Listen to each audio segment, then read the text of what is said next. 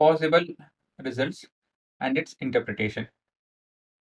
ಹುಡುಗರ, ನೀವು substitution elimination method ಮಾಡಿದ್ರೆ ನೀವು ನೋಡಿರ್ತೀರಾ, ಉತ್ತರ ಒಂದ್ಸತಿ ನಂಬರ್ ಆಗಿ ಬರುತ್ತೆ, ಮತ್ತೊಂದ್ಸತಿ ಟ್ರೂ ಸ್ಟೇಟ್ಮೆಂಟ್ ಬರುತ್ತೆ, ಮತ್ತೊಂದ್ಸತಿ ಫಾಲ್ಸ್ ಸ್ಟೇಟ್ಮೆಂಟ್ ಬರುತ್ತೆ ಅಂತ ಹೇಳಿದ್ರೆ, ನೀವು ಸಾಲ್ವ್ ಮಾಡಿದಾಗ, ಗೊತ್ತಿಲ್ಲದವರು ಕರೆಕ್ಟಾಗಿ ಇದನ್ನ ಅರ್ಥ ಮಾಡ್ಕೊಳ್ಳಿ, ನೀವು ಸಾಲ್ವ್ ಮಾಡಿದಾಗ ಏನೋ ಒಂದು ನಂಬರ್ ಬರ್ಬೋದು, ಆಯ್ತಾ? ಯಾವ್ದಾದ್ರು ನಂಬರ್ ಬರ್ಬೋದು.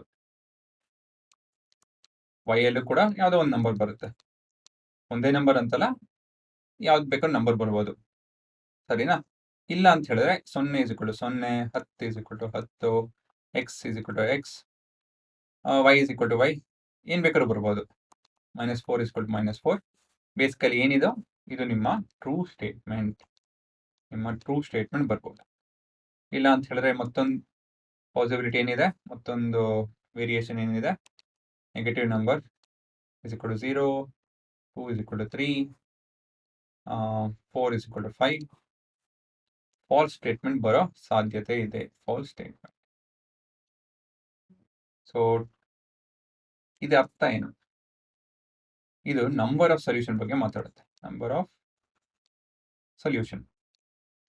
ಇಲ್ಲಿ ನಂಬರ್ ಆಫ್ ಸೊಲ್ಯೂಷನ್ ಮೊದಲನೇದರಲ್ಲಿ 1, ಇಲ್ಲಿ ಇನ್ಫೈನೈಟ್, ಇಲ್ಲಿ 0. ನಿಮ್ಮ ಹತ್ರ ಟ್ರೂ ಸ್ಟೇಟ್ಮೆಂಟ್ ಬಂತು ಅಂತ ಹೇಳಿದ್ರೆ ನಂಬರ್ ಆಫ್ ಸೊಲ್ಯೂಷನ್ ಇನ್ಫೈನೈಟ್, ಇಲ್ಲಿ 0.